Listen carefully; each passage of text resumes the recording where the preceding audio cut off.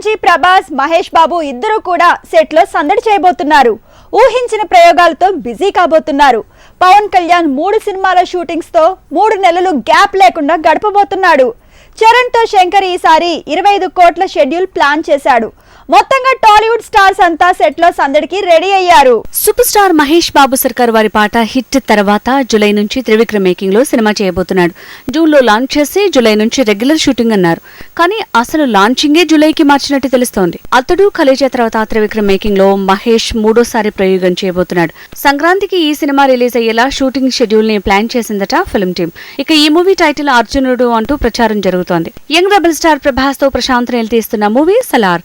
ఈ నెలలోనే glimpse plan చేసిన మూవీ టీమ్ ఈ టీజర్ గ్లిమ్స్ ని వచ్చే నెల 12th కి విడుదల చేయబోతోందట. పవర్ స్టార్ పవన్ కళ్యాణ్ వచ్చే వారం నుంచి హరిహర వీరమల్లు కొత్త స్కెడ్యూల్ తో బిజీ కాబోతున్నాడు. రీసెంట్ గా తన కొడుకు గ్రాడ్యుయేషన్ డే అంటూ ఫ్యాన్స్ కి కిక్ ఇచ్చిన పవర్ స్టార్ ఆగస్టు నుంచి భవదేయుడు భగత్ సింగ్, అక్టోబర్ లో వినోదియం సీతం రీమేక్ షురూ చేయబోతున్నాడు. ఇక హరీష్ శంకర్ మేకింగ్ లో గబ్బర్ సింగ్ అంటూ గతంలో ప్రయోగం చేసిన పవన్ ఈసారి కాలేజ్ లెక్చరర్ గా సాహసం చేయబోతున్నాడు.